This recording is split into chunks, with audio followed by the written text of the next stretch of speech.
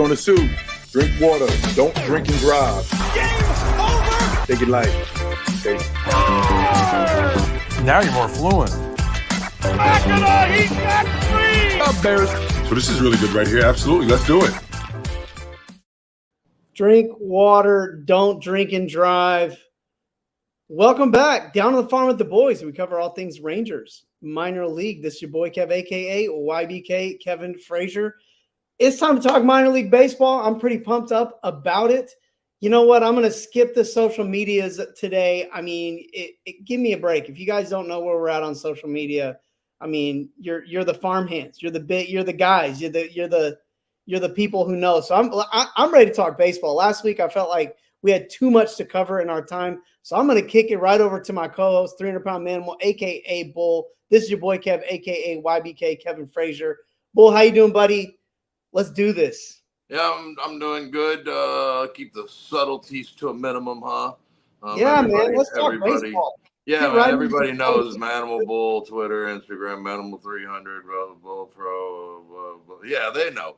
They know somewhere on social media. The rousing. We know all that stuff. We know all that stuff. Minor league stuff, huh? Yeah. No, we got the. Before we get into it, I always have something special, something a little bit different. I'm pulling them up right now. I've got two prospects to talk about from this year's draft that should be somewhere around available when the Rangers select at number 30. So the first one is a shortstop. He's a prep shortstop from Florida, Hardy, Florida. His name is Kellen Lindsay. He's a Florida commit. So the Rangers have had a little bit of luck last couple of years with Florida guys between Dane Dunning and the Wyatt Langford kid. But he's he's going to grow into his power. He's a lanky kid, good defensively. He was high school All-American as a junior. He's a good athlete that has elite speed. He's basically already taken a big step forward in all facets of the game after deciding to stop playing football and focus on the diamond. He has a better feel for the game than some might think based on his multi-sport background.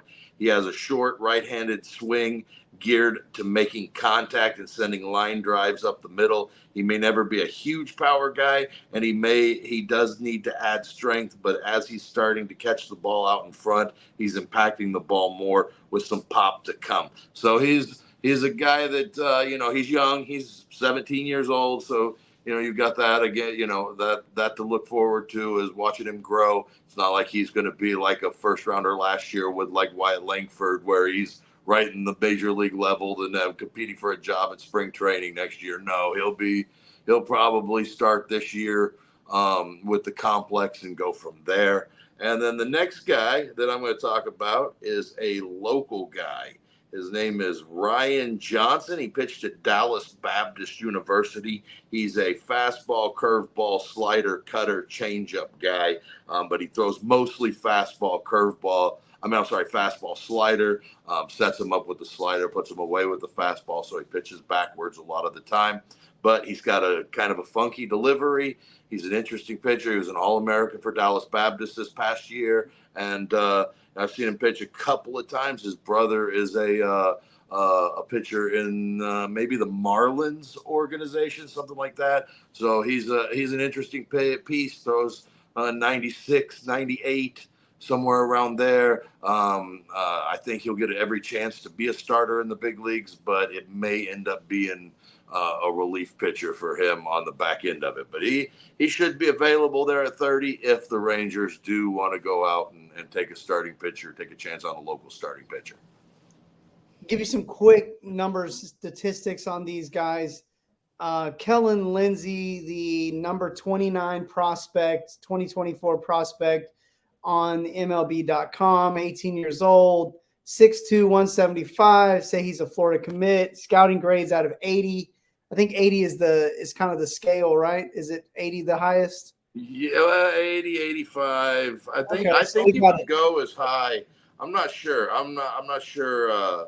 I'm going to give you his give you his stuff. You got a 55 and hitting, power is a 40, run is a 75. They say he can grade up as high as 80 in the speed, arm and fielding 50, overall rating is a 50. Everything that you said, they kind of said the same kind of thing about him. So definitely, you know, and again, I'm looking for, looks like a shortstop. So position, which means he can pretty much play anywhere on the diamond. And he's got a big arm, so there's a good chance that if it doesn't work out at shortstop, he could move to the outfield. You got to love that. And then Ryan Johnson from DBU. So he's got a lot more data on this guy. At DBU in 2024, he started 16 games, won 11-3 with a 2.21 earned run average. Best season by far for him at that level. Yeah, he was definitely Dan Hefner's go-to guy this year as the Friday night starter. Yeah, and he 2 complete games, which is pretty cool. And then 106 innings, he had 151 Ks, a .915 WHIP, 12 Ks per 9, but more impressively, the 1.2 walks per 9. His walks per 9 went down every single year. Here's the other thing that I really like about him: 6'6", 215. Rangers seem to be in the market for guys like this, at least lately. So, man, I really like Ryan Johnson. Has a similar ring to it. Maybe Randy Johnson. Maybe he wears the goggles, it looks like, too. Yeah, he does. He does wear the goggles. He seems like a kid that could probably push more than 99 or 98 as he gets older, more mature, and puts some of the size on that he will strength-wise in a major league locker room. Interesting fact, he's a switch hitter.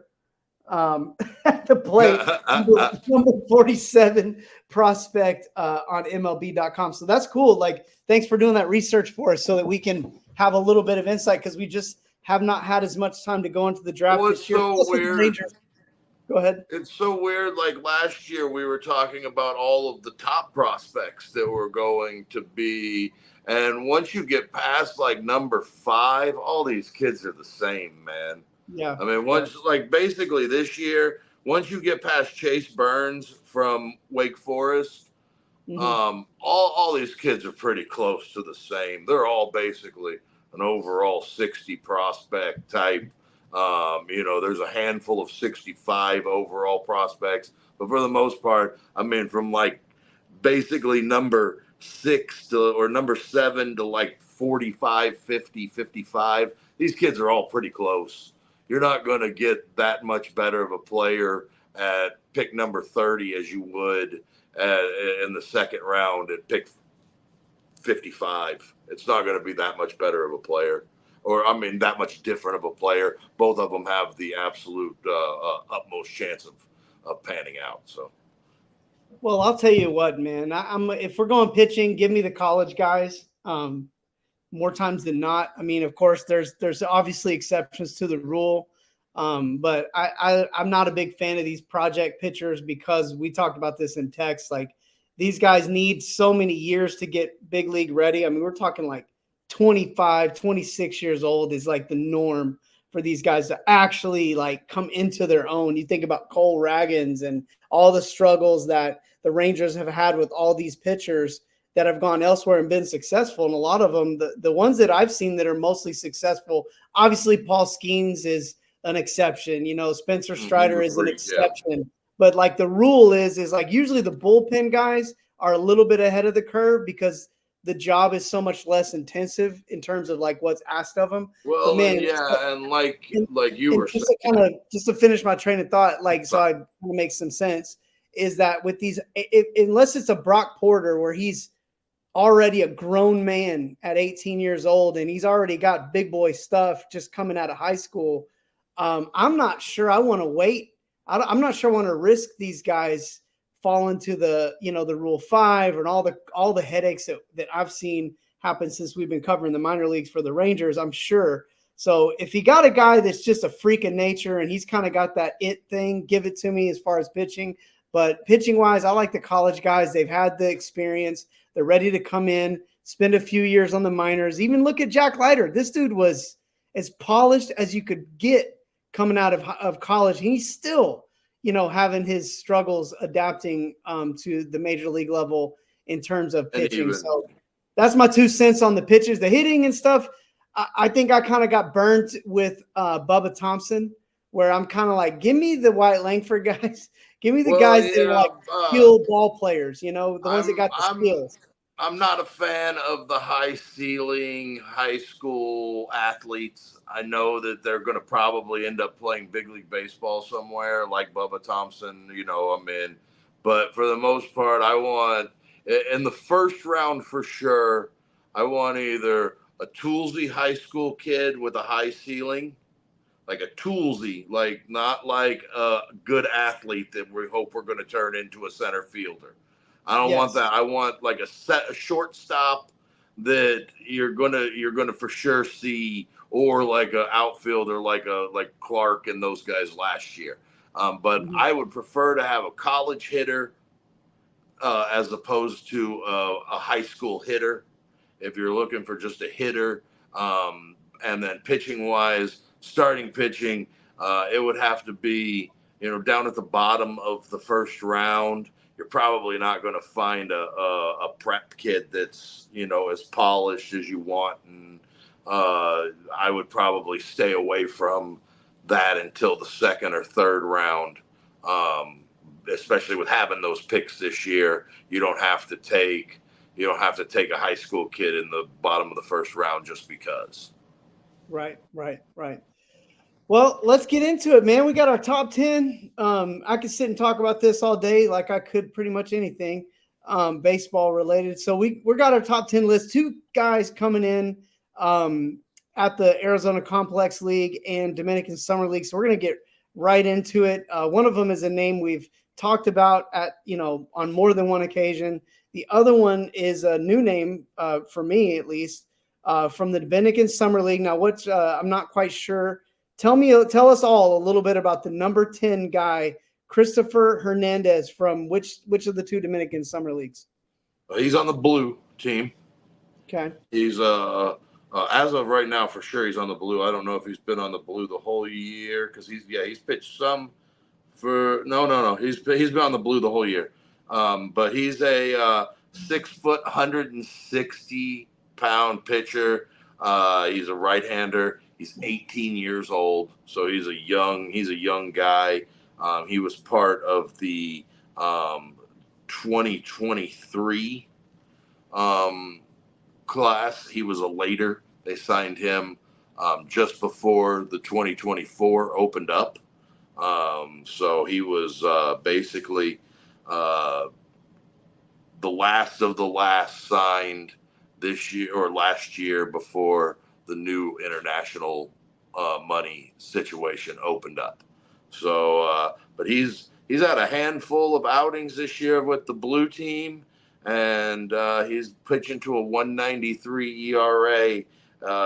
Starting games, giving him a handful of innings most of the time, getting himself 4 or 5 innings, and pitching to, like I said, a 1.93 ERA. So, he's had a good start this year for the team. And this week he had 6 strikeouts in his 5 innings. His last outing before that, he had 7 strikeouts. So overall, he's at 29 strikeouts. And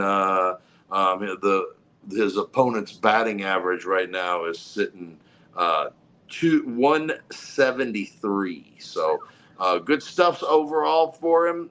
Guy that we're just kind of getting acquainted with. Obviously, he's thrown 23 innings as a Rangers farmhand, but those first 23 have been pretty good with 29 strikeouts and the 1.93 ERA. He's got a couple of wins, so that means he's getting through at least 5 innings to get that win.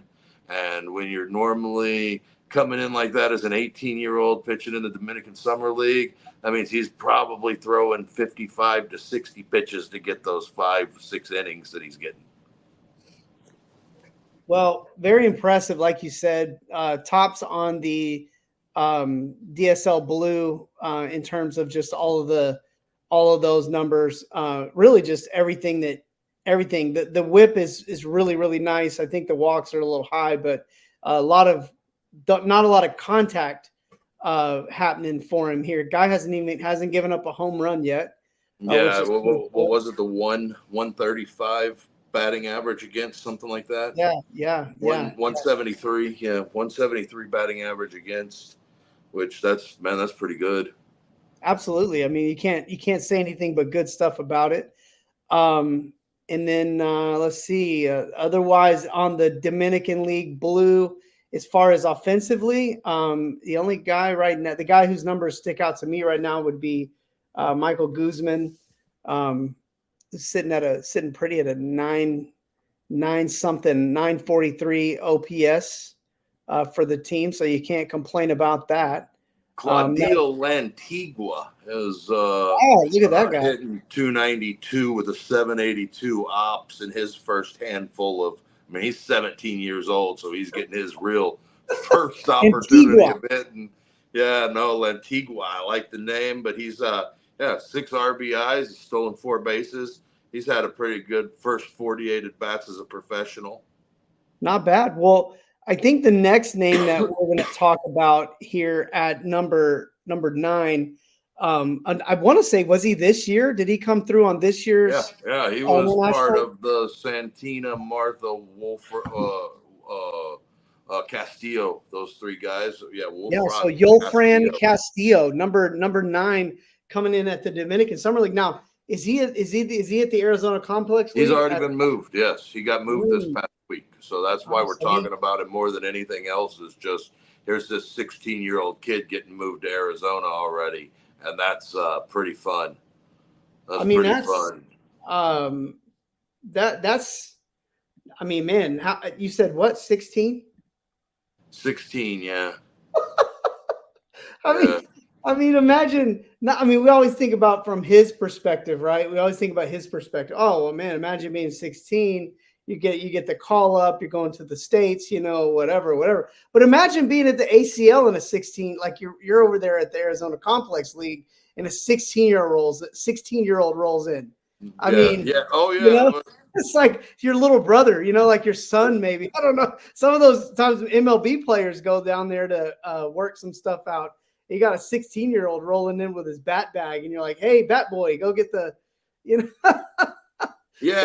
Go get my bag. And you're like, "Hey, I'm a shortstop." Well, I don't think there's a whole lot of mistaking 6'3" Wolfran Castillo with a bat boy. He's a pretty big kid. He kind of has he has a real shortstop feel. He's not as big as Sebastian Walcott by any means, but he's not a small kid. Yeah, he's 165. Yeah, absolutely. Man, and his first handful of games, he's held his own here at the Arizona Complex League. So we're talking about him for hitting 400 plus at the Dominican Summer League and getting moved basically a month, right? Because June starts the Dominican Summer League. It's the 1st of July. He's already up. So in 1 month, Wolfran. Well,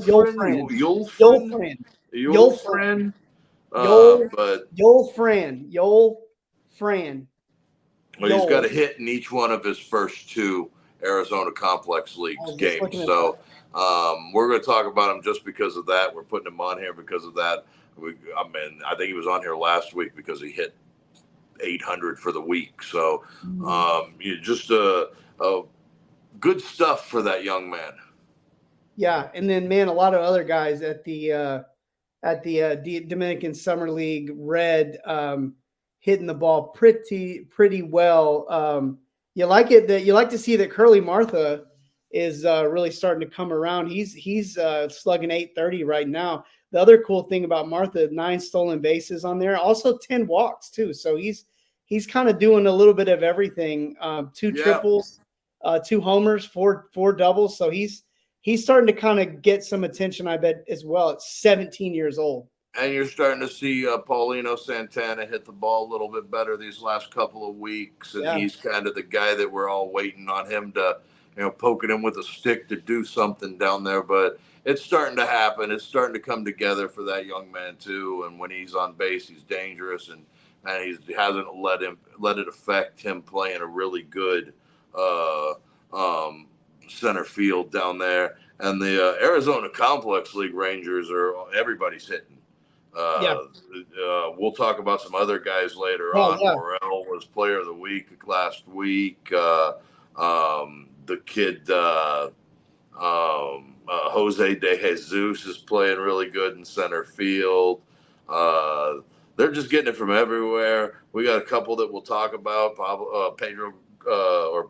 Pablo Guerrero continues to do it, and then they're getting Maxton Martin as a guy that the Rangers drafted last year in the 11th round. He's hitting pretty well, got some home runs, got some power. His ops is better than his batting average, and through his first 100 or so at bats in pro ball, he's been holding his own and doing okay. Yeah, is at the ACL is Thomas Ireland? Is he still there, or is he? He had a little bit of a rough go the other night on the back end of. I want to say on the back end of Rocker, but I'm not 100% sure about that. But he's been okay, not great, but okay. Kind of putting it together, getting his licks in, getting his innings in, and I wouldn't be shocked if he moves here in the next month or so too. Did you say Kumar Rocker? I did say Kumar Rocker. Yeah, I was hoping that we'd talk about him. Not on the list, but well, he only pitched bringing him up 2 innings. You're bringing him up. It's too easy. I'm too easy, man. I mean, he had 2 innings, 3 Ks. Like, he pitched. His arm didn't fall off, and he was throwing. He was almost clocking at 100, bro. That's about as good a news as we can get, right? Well, you want some good news from another guy just like Kumar Rocker, same draft. A couple of rounds later, Brock Porter worked himself 3 innings the other night. He did give up a couple of walks, no hits, 5 strikeouts. He was sitting 96, 97. Which is more than he was last year. Yeah, he's throwing harder, so they put him in the lab. They've got him working, and now here, I mean, I would be shocked if he had more than one more turn in Arizona before he heads back to Hickory. You know, one thing that Kumar Rocker didn't do over his 2 innings, he didn't walk anybody. That's a great sign. That's a great sign. That's the difference. I feel like a lot of the biggest difference between guys at the lower levels and as they go up is these guys with 4.5, 5.5, 6 walks per 9, brother. Well, I think they learn. Happen. I think they learn at that level that you got to be in the strike zone, and the guys that can't ever get in that strike zone don't make it further than this level. Yeah.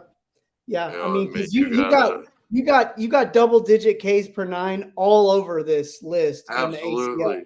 But then you also got guys that are 6 and 7 and 8 walks. Yeah, no, it's 100% right. Yeah, that's where the difference is. There's going to be guys that, sure, they got 14 Ks per 9, but they also got 8 walks per 9, and then 1 base hit scores 2 runs every inning, and you got a 7.5 ERA. So imagine Yolfran Castillo or Castillo. Yeah, Castillo out there hitting with our boy Johnny Cueto out there at 38 years old. Imagine that happening at the ACL at the same time. I know Johnny Cueto took his release.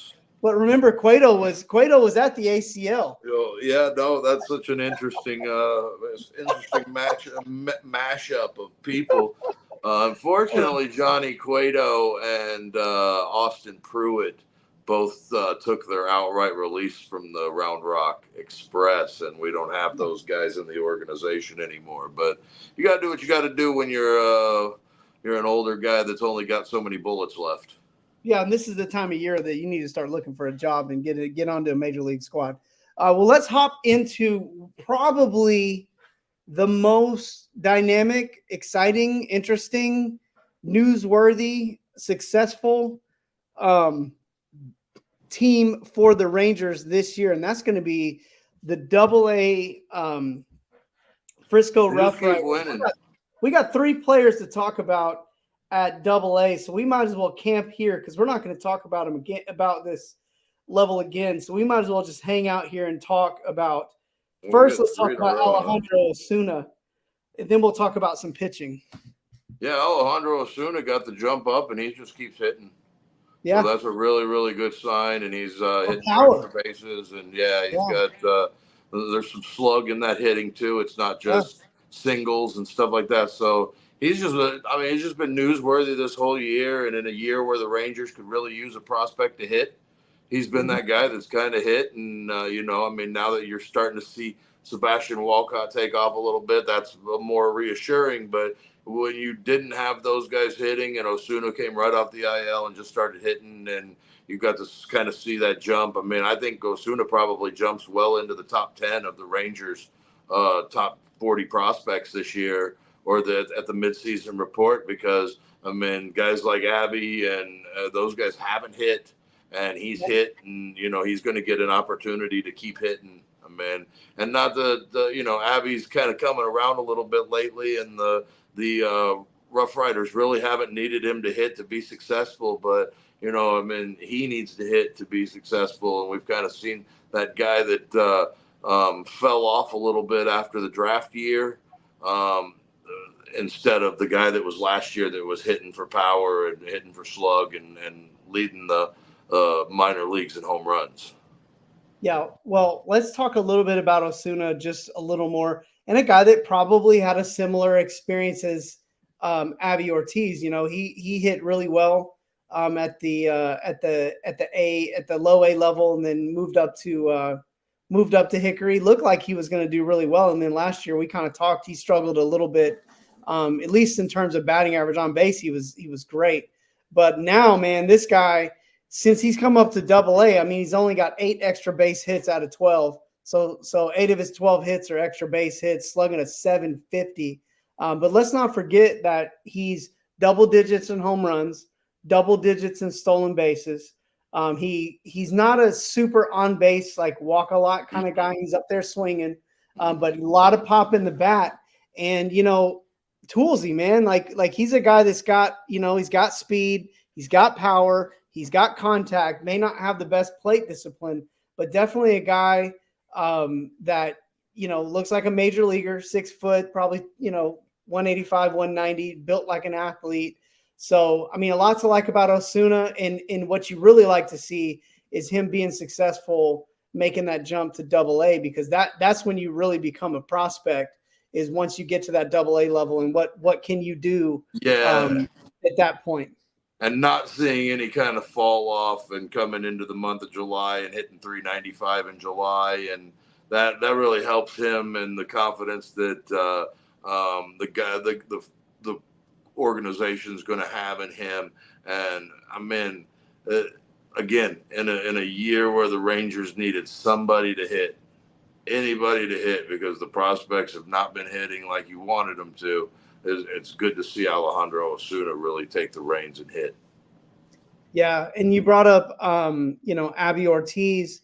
Really, he's just kind of struggled pretty much across the board, but really struggling against the lefties. But you said it's kind of at Frisco, it's kind of been Hicks, Hatcher, Freeman have kind of carried that load as the guys that have hit for Frisco this year.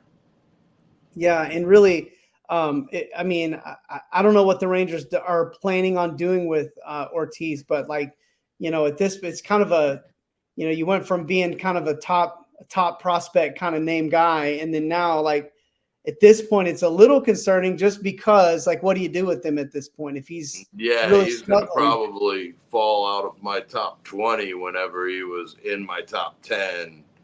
But they're not going to give up on him. They're going to give him every opportunity. And then, Well, like I especially said, at first base, like nobody yeah, has any first base, and they don't have anybody at first base, and he can continue to hang out at Frisco another year next year, and we might see a whole different player next year with a whole new confidence and a whole different. I mean, like you got to go year to year, and you can't really get too far ahead of these guys because Abby's like 19 or 20. Well, he's 22, Yeah. so he's probably 3 years younger than everybody at this stage of his career. So the guy's in, not to say that that's an excuse, but baseball is hard. We talk about it all the time, and how hard it just is to be a good baseball player, and it doesn't get any easier as you move levels. Well, I'll tell you what, man. I'll tell you who hasn't missed a beat since we've been talking about the minor leaguers and we've been talking about Round Rock. Cody Freeman has not missed a beat. His numbers and his performance at Frisco, not Round Rock, at Frisco continue to impress. Right now in July, hitting over 300, slugging over 500. He's just doing what he needs to do to keep himself in the conversation. After having a crazy May, he did cool off a little bit in June, but I mean, keeping himself in the conversation is a player that maybe the Rangers might be looking to help them, especially because of his versatility. These big time utility players are becoming more and more valuable at the major league level now. And these guys are finding 350, 400 at bats without even a position. And he's played third base every day at Frisco, but that doesn't mean that he'll play third base every day at Frisco for the next part of the season.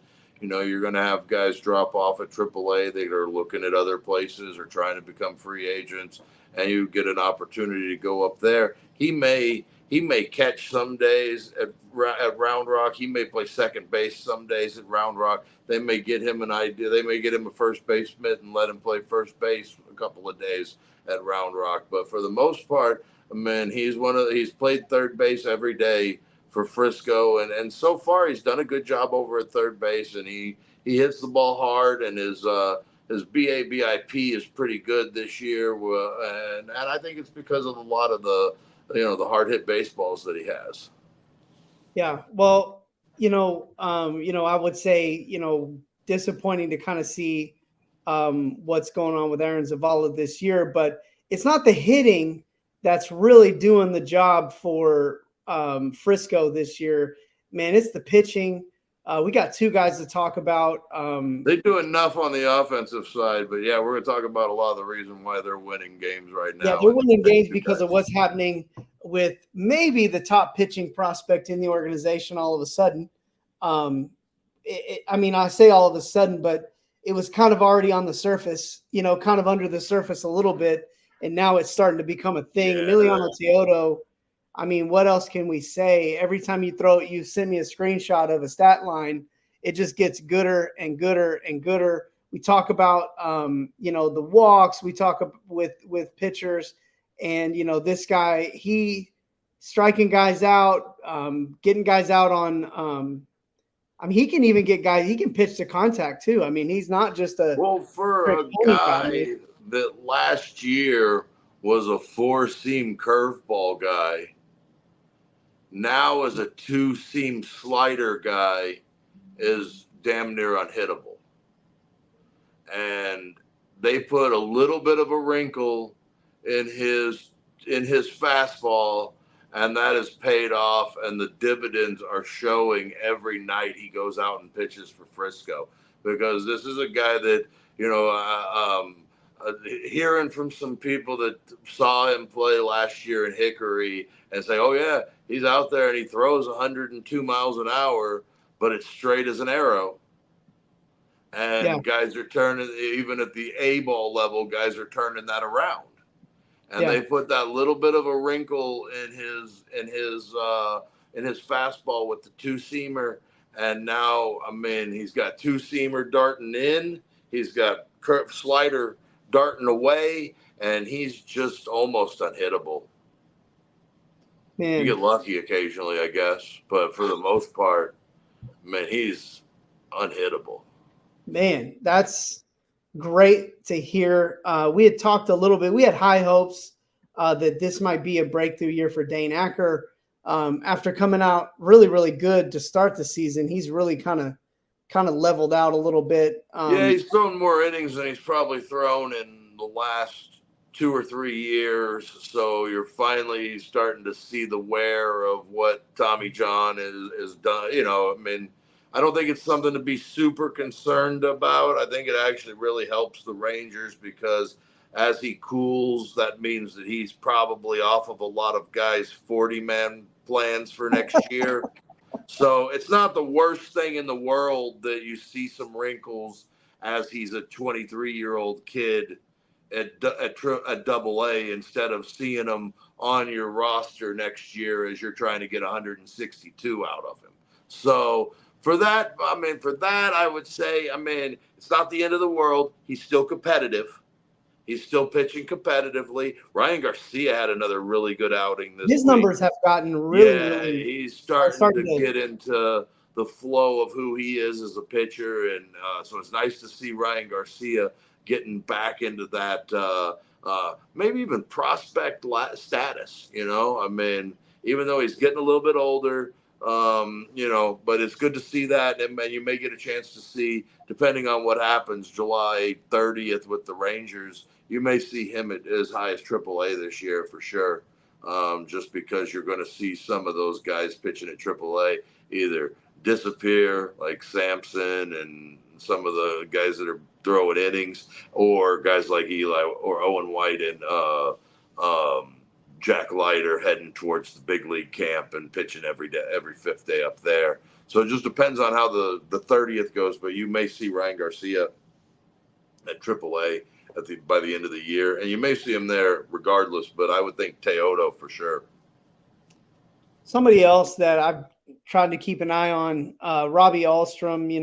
The walks were a big concern for him up to this point. 6 walks in April through 10 innings, 10 walks through 13 in May. But in June, he only had a couple of walks the whole month of June. He only pitched 6 innings, but this guy has really and truly, if he stays around the strike zone, his batting average against right now in July is a solid 100. Also, real quick for Frisco, Winston Santos went 5 innings, 2 hits, 1 unearned run, just 1 walk and 7 Ks in his second outing with Frisco. So it went a lot better this week for Winston Santos, who will also be pitching Saturday night in the Futures game. Him and Emiliano Teodo hopefully will pitch for Adrian Beltre and Prince Fielder at the Futures game Saturday night. So hopefully we'll get a chance. There's just so many good little stories to talk about at Frisco. I think Ryan Garcia is one of them. Just go ahead. I also think Brian Chi is kind of a good story, with him being a Cuban guy that kind of came over here as a free agent. He struggled a little bit, but he started to kind of put it together his last several appearances. So, I'm kind of like, there's a bunch of guys. And we've talked so much about the back end of the bullpen now with, is it Tyler Ferguson and Skylar Hales and Skylar Hales? They've got it's just starting to really get deep at Frisco, and they're starting to get reinforcements from Hickory, and there's another guy on this list that could be reinforcements later in the season. That's pitching pretty well at Hickory right now. Let me butt in on you. Skylar Hales, 5 innings at Double-A, 10 strikeouts, 0 walks. Hasn't walked a person yet. He's really dangerous in the strike zone. His fastball plays, his 100-mile-an-hour fastball plays like a bowling ball. So, and these are guys. To me, you see that, and if this is a guy who wants to play in the major leagues like ASAP, because you're coming up and you're in the strike zone like that. You're coming up to Double-A, where everybody comes up and at least in general, you see people come up and it's like the first thing they get hit or they have a little bit of a hiccup, they start nickel and diamond and start walking guys, and you start seeing the walks go up. This is the level I've seen it happen the most. And this guy comes up and he hasn't even walked. He hasn't walked anybody yet. And it's Tyler Owens, not Tyler Ferguson. Sorry. Okay, Tyler Owens. But that back end, but with Robbie Olstrom, Skylar Hales, and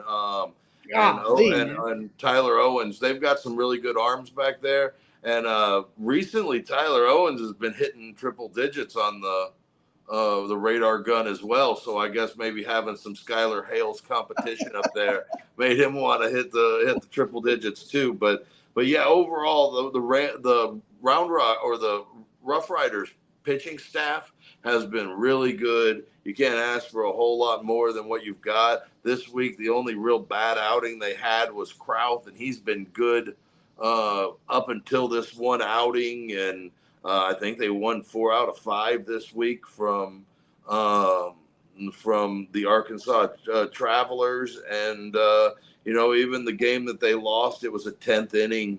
Anderson pitched 5 innings, gave up 2 earned, had 6 strikeouts and 0 walks.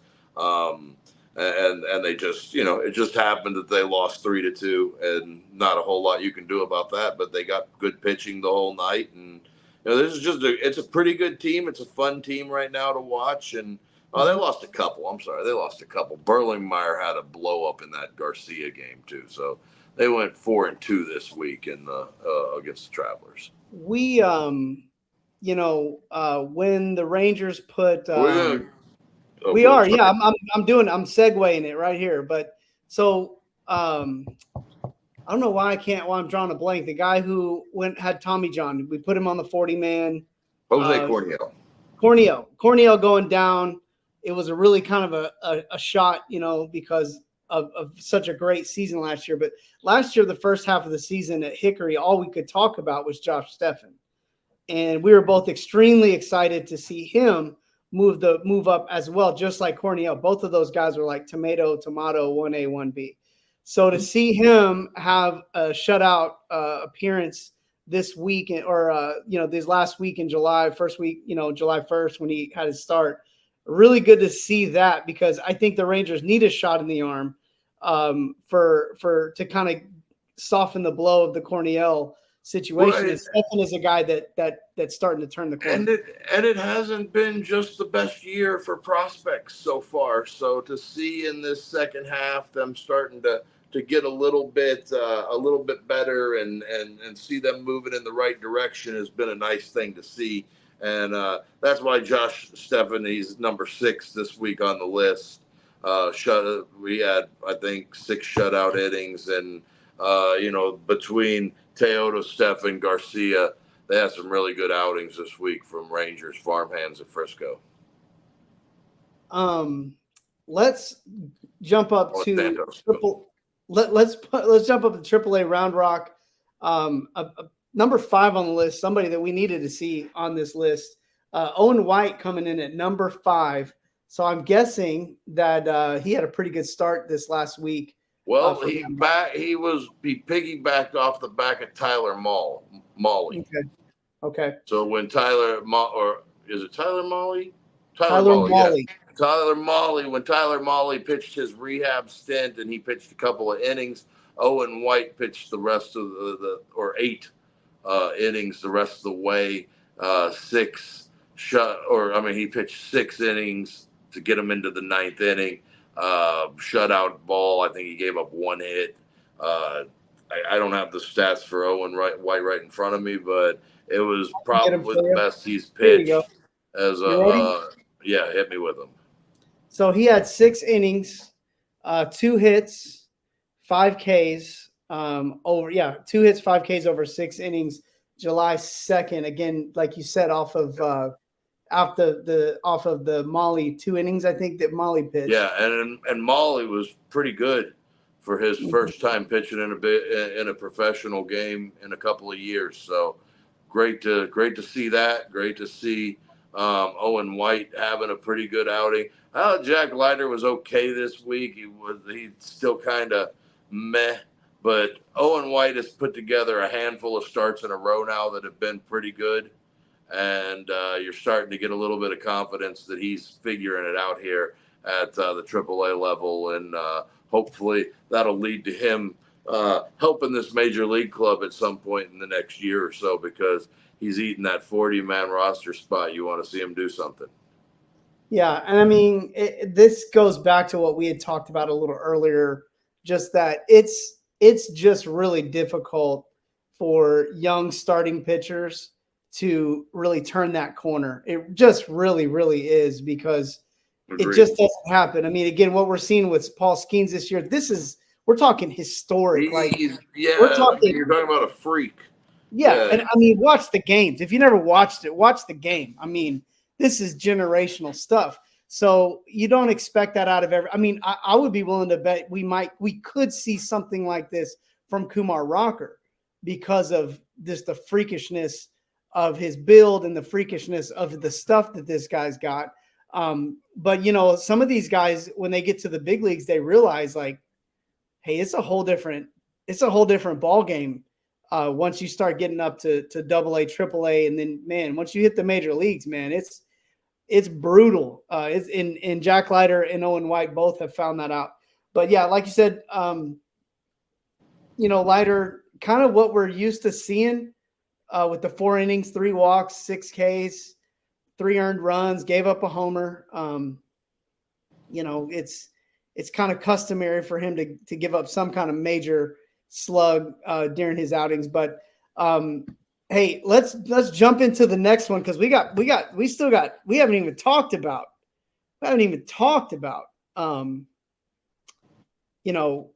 Low A or Hickory. But first, let's talk about the Arizona complex. Go back to Arizona one more time. Yeah, yet again on the list, a hitter from Arizona.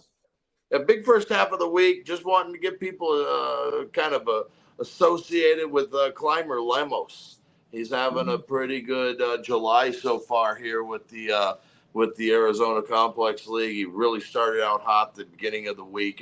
He cooled down a little bit at the end of the week, but I thought he had a good enough first half of that week to get him in this top 10. And he's the guy that we haven't talked about before, so I like to get those guys on the list and make sure everybody's aware that Clymer Lemos is having a pretty good week, and he's down here at the Arizona Complex League. And, just one of those guys that I really feel like he's an interesting piece. He's 19 years old, so he's young. He's a switch hitter. He can play pretty much any of those infield positions, but he's primarily a third base right now. So I'm just interested in him. I saw he had a really nice week. We haven't talked about him before. Wanted to put him on there, especially with Arizona just beating the hell out of everybody out there. There's still one more. There's still one more guy from the complex on there. Yeah, we still got another one, another name that we've talked about before. I wanted to talk about him the whole time. I just keep skipping over him. Well, let's talk about this next guy. We're going to go to down east, where the pitching is just absolutely en masse. I mean, you got guy after guy over 40, 50 innings plus on this roster with sub 3 earned run averages, and even some of these other guys around that are around, the high 3s or in the 4s. They still got some pretty impressive Ks per 9 and stuff like that. But one guy that, not a big Ks per 9 guy, but a guy that we like because he stays around the strike zone, doesn't give up a lot of hits. Seems like a guy that has a and again, I've not watched him enough, but just by looking at the numbers, David Davalillo, looks like he knows how to pitch, man. I mean, that's what the impression. Seems like he's around. Seems like he's always around the strike zone. He never has more than a couple of walks in a game. He did strike out 6 this last. I was going to say his Ks per 9 is going up every start. Yeah, I think he's kind of figuring out how to get batters out. Again, I think he's 19 years old or 20 years old, 21. So he's a young guy, just another guy that's learning how to pitch in the professional ranks. And man, I'm in between him and Gonzalez and the couple of guys that moved up last week, and Rosario and Drake. the Down East Wood Ducks, they just got a bunch of guys that can go out there and throw. I mean, and they're all around the strike zone. I mean, Rosario was only walked one per nine, only walking one per nine, and he had 5 walks to 69 strikeouts, brother. Over 47 minutes. That's insane.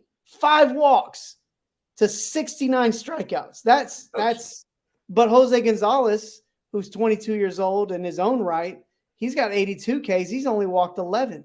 I mean, these guys are pitching like they're in the strike zone, and you talk about Davalillo, same difference with him. I mean, he's only, sitting around 16 walks over 59 innings. I mean, and Ryan Lobus is right in that same conversation. I mean, all the guys in the top of this, in the top in innings pitched and earned run average are all guys that are around the strike zone and striking out nine or striking out tons of guys per 9 innings. So there's just not a lot. There's not a lot not to like about what's happening with the pitching. And one thing that I really like is watching a guy that is in the back end of that bullpen, Villavicencio, Adonis Villavicencio, which first of all, I got that name, you bookmark that shit for the for the name game or whatever. But his strikeouts per 9 have went down from 14 to 10. Mm. But his walks per 9 have went down from 7.5 to 1.5. Mm-hmm. And that is a big change. And you're starting to see why he's starting to make moves in the organization now, because this was a guy that struggled at the Dominican Summer League in a couple of years.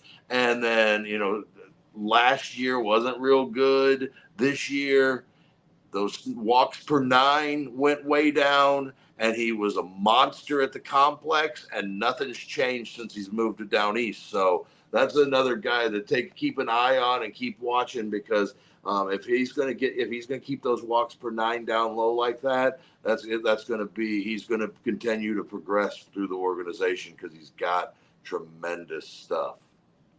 Yeah, when we brought up Davalillo, started off the season not striking out a ton of guys over his innings, but it's just every month, he was under 9 Ks per 9, and then in April, then come May, he's right flat at about 9 Ks per 9, and then in June he struck out 24 batters over 21 innings, and now you're starting to see that starting to see maybe that he had the strikeout stuff, but maybe maybe learning to pitch a little bit, maybe a different approach to his development, and again, I think that's going to pay off. I think we could sit here and just hang out because there's so many numbers on this team. Good. Yeah, Isaac Tiger had a really nice outing this week for Down East. That's always a good sign.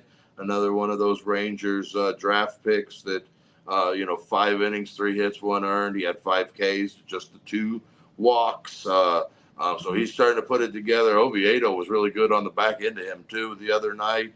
The Wood Ducks are just kind of, Echeverry Vargas hits pretty well for him. He's, Diesla's not been bad for him, but for the most part, they're doing it with, putting together 1 or 2 innings every night and relying on really, really good pitching. That's basically what they're doing. Or a bomb from Glider Figueroa. Yeah, or Glider Figueroa, or Cueva, or one of those guys run into one, something like that. But Daniel Cueva's been back. He's been playing a little bit for Down East recently, so it's good to see him back and healthy. And they're just they're hanging around. Lopez is having a decent season. Nothing special, but not bad. Hanging around 700 on that OPS. Same thing with Diesla's been pretty good. He's been a nice surprise at first base. So, everything's kind of just moving you brought up along. Lopez. I'm kind of looking into him a little bit. So, he had a pretty tough June, but He's come out with a little bit of slug with in the month of July, and it looks like he's starting to see the ball a little bit better coming off the, because again, he had 3 doubles. Mm-hmm. He only had 3 doubles the entire month of June. But he's already got 2 doubles in a week for the month of July. So maybe like the big league club, maybe kind of coming out of a little bit of a slump there and getting things right. So, well, let's hop into where the where the big expectations were this year was at Hickory, and aside from Osuna, we just didn't see a ton of it. But now, man, first, I mean, I know he's not on the list, but I can't not. It seems like every week I get some kind of notice from the MILB app about Sebastian Walcott doing something. You sent me a video the other day, and he looked like a Yeti, man. He hit that ball 112 miles an hour off the bat, that home run that he hit. It like went out of the park. And I mean, he's got to be taller than 6'4". He is a big dude. He makes everybody look like midgets. Or I'm sorry, small people. Yeah, he does. He was like everybody was like here to him. Everybody was like chest level, like sternum level when he was walking around out there. It's like, God, dog, he's big. I don't know, just a big dude. He's got a lot of projections. I mean, he's starting to fill him in there at Hickory. He's got that OPS up back to a pretty decent OPS, and you're starting to see the power numbers come in. And I think one good thing about Hickory right now is you've got Collie there that's kind of like pushing him and getting him out of his comfort zone, making him play some third base. He's having Collie there at second, so you're seeing it a little bit. But number 2 on the list for Hickory this week, number 2 was Mitch Brott, who celebrated his 21st birthday with 5 one-hit innings, just 2 base runners with 1 walk. But one thing that's starting to pick up for Brott now, those strikeouts. He had 8 strikeouts over 5. He's got that ERA down to around 3.5 now. When we were I was a little bit worried about him last year after the fall league because he didn't pitch very well in the fall league. But overall, since he's gotten through that first month where he struggled quite a bit, he's been pretty decent. And this has probably been his marquee outing of the first half of the season for Hickory. And, we talked about how great of a season Winston Santos was having at Hickory, right? Remember? It seemed like every week we were talking about it. And right now, Brott and him have kind of hit the same innings pitched. He's got to that 64 innings pitched. And, I mean, he's had less walks. I mean, he's walked less guys, and he's given up less hits over those 64 innings than Santos. His whip is actually lower than Santos. So, I mean, the strikeouts are definitely lower, but not a ton. I mean, to be real, we're talking about 15 Ks overall difference. But I think that's a good sign for Brott because Santos was like all we could talk about. And here he is kind of catching up. Even now, yeah. And I mean, you got to like that. And a lot of that is moving too. I mean, and we'll see in these next couple of outings with Frisco how that kind of evens out too, because one good one bad one, hopefully somewhere in that middle is 6-3, right? Yeah. I mean, you'd like to see it. You'd like to see things. But Hickory, offensively, they're starting to pick it up a little bit. Colley's really starting to pick his offense up. Walcott has picked his offense up. You're still kind of waiting on Morabel and Gutierrez to take those steps that we've wanted to see them take. But for the most part, they're keeping steady with being somewhat younger guys in an older league. But they're not making kind of those same steps that, I was hoping that they would make this year. But other than that, I mean, Hickory. What about before we jump out of there real quick? Because remember, we picked this guy up mid-season, I guess, from the White Sox. Was it Mieses? Mieses, yeah, he's continued to play pretty well. Is he still Yeah, at high A right now? yeah, he's still at high Oh, wow. A, but he has Hmm. been hitting. He's still somewhere around 300 and Yeah. around that. Yeah, so he's been doing it. It's not. I don't know if it's exactly um, worthy of getting sent to Frisco, but they do have some guys there that have. It's working at Frisco right now. I mean, now at some point we're gonna have to see that pitching move on, but. For right now, things are working pretty well there, and I think they're trying to keep that rolling. And we've gotten into that second half of the season. Anything can happen for Hickory. They're just a handful of games out of first place, and if things start progressing the way we hope they will, and hopefully second halves are better for these high prospects like Morabel and Gutierrez and Walcott and these guys. So we'll just kind of see, but they're catching up to the league, and hopefully that means good things for Hickory as we step into the second half of the season. We're what, 15 games deep already in the second half. Man, well, Down East is sitting at 41-38 on their record. Hickory looking at they're 35-46 with their record. I think you'd And mentioned they're 7-8 now, 7-8 in the second half of the season. there you go. And then Frisco's sitting at 52-29 on the season. My goodness, that's impressive. And then Round Rock's sitting right at 500 at 43-43. Well, let's talk about our number one player of the week, a name that we definitely know, a guy that we have talked about a few times this year, it seems like. Oh, and real quick, Frisco won the first half of the season, so they're already playoff bound. Okay, so we'll play playoff baseball at Frisco for sure this year. Frisco is playing playoff baseball. Well, let's talk about the number one player of the week at the minor league level for the Texas Rangers organization. A guy we've talked about, I feel like every week, even mentioned him at least a little bit, but finally cracked the number one spot, coming in sitting at a 308 batting average with a 452 on base, about 1,100 ops, 9 homers, 13 stolen bases. I mean, guys doing it at every single filling up the stat sheets.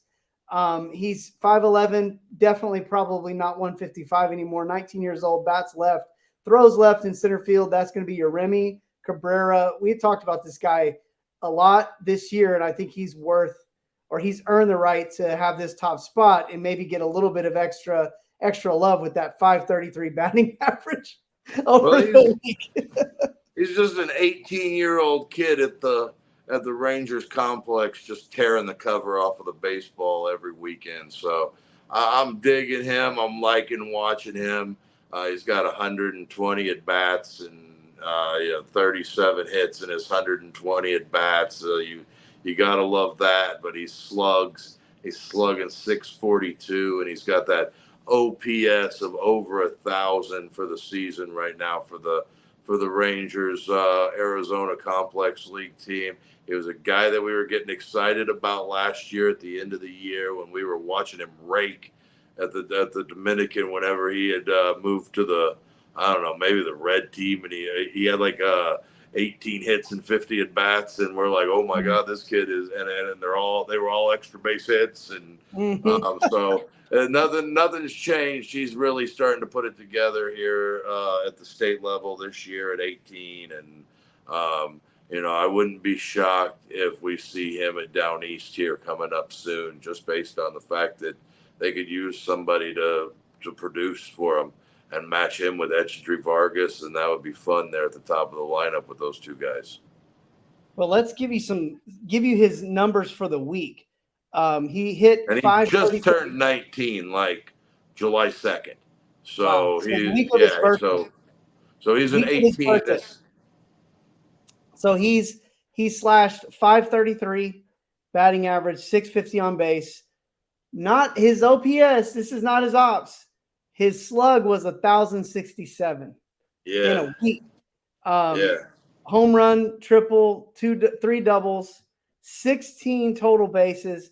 Of his 8 hits, 5 of those 8 hits were for extra bases. He decided he would go ahead and steal a couple bases as well. As just as impressive in those games, he also had 5 walks to go with his 5 runs batted in and 9 runs scored. That is a week right there, my man.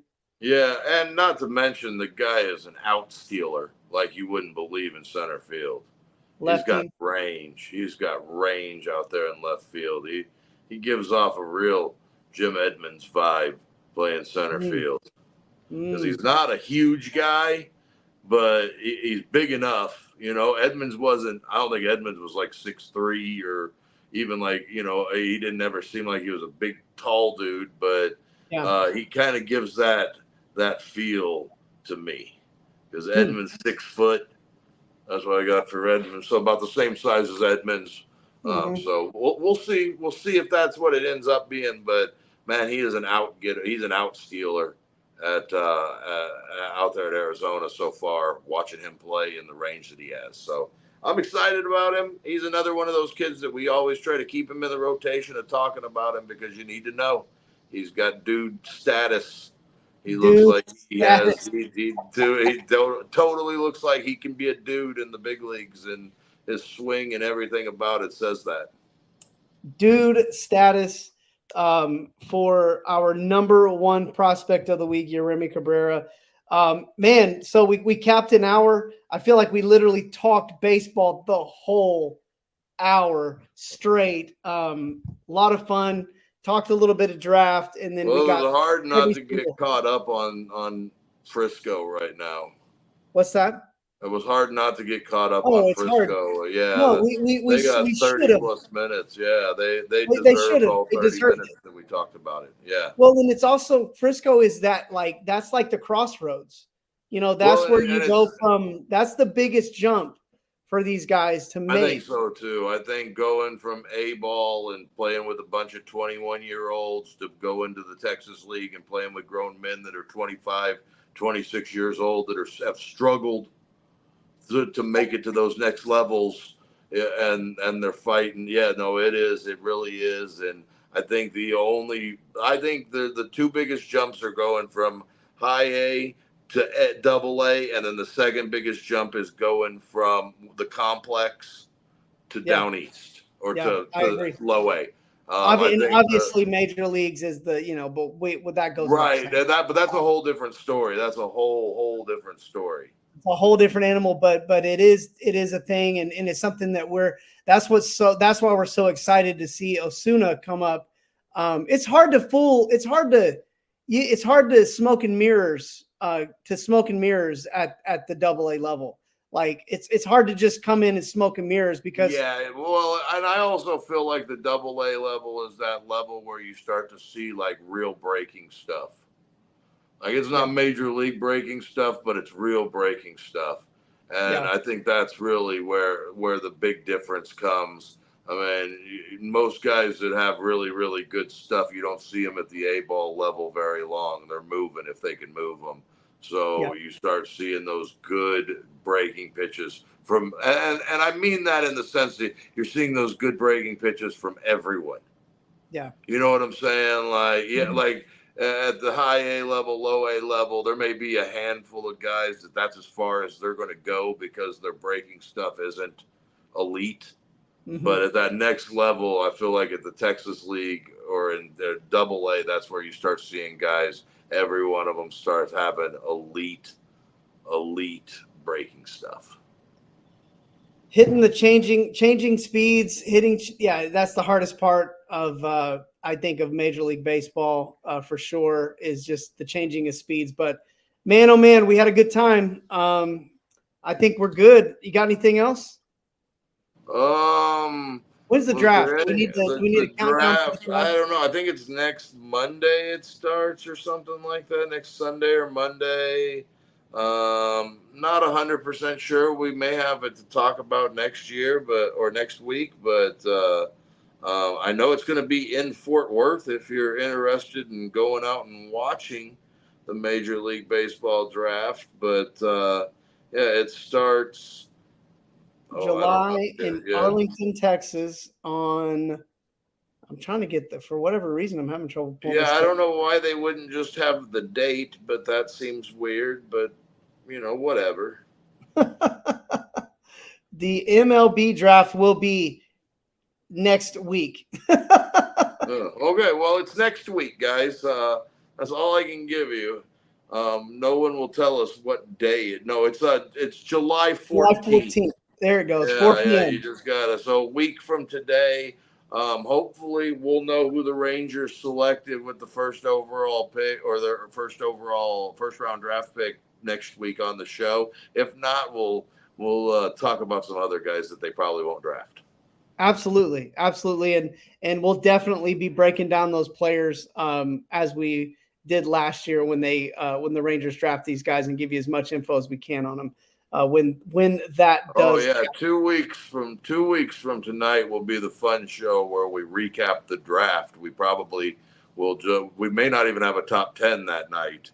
We may yeah, and just I think recap we're the draft. probably going to be due for a top 40 as well coming Well, up. I want to let that shake down after the draft, and then Well, and we got to get go past over the those trade guys. deadline too, because I mean that's going to probably change what the Rangers have in some form or fashion at the minor league level as well. So Absolutely. we'll So have maybe that we'll coming to you shoot soon.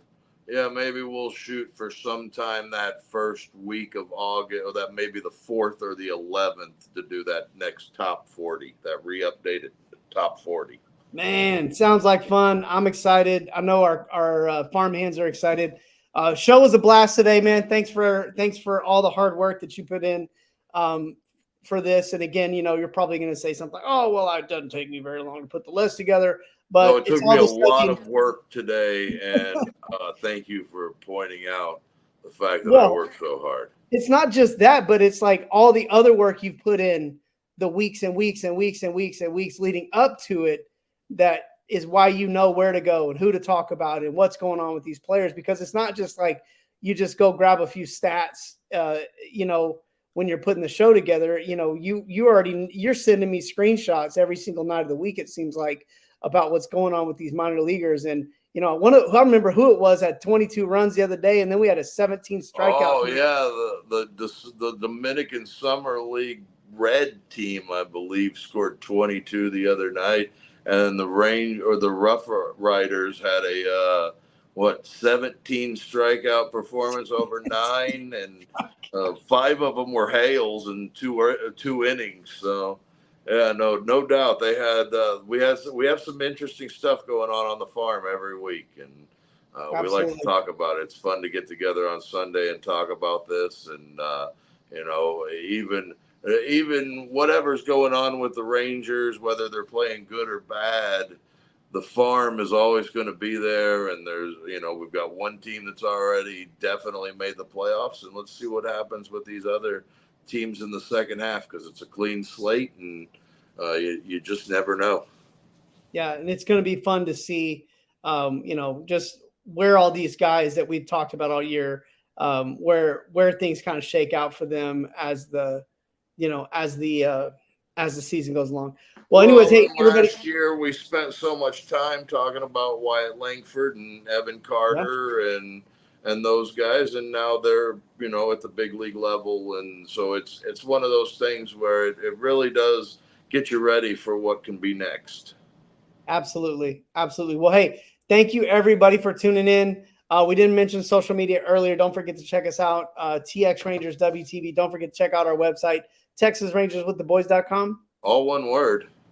And again, thanks for subscribing to our show here, Down on the Farm with the Boys, your one-stop shop for all things Rangers organization-wide. We will catch up with you guys next week with some draft conversation, and then again, see how this minor league shakes out as the Rangers get closer to the trade deadline. For the 300-pound manimal, this is your boy Kev. We are Texas Rangers with the Boys, Down on the Farm with the Boys. We're signing out. We really are.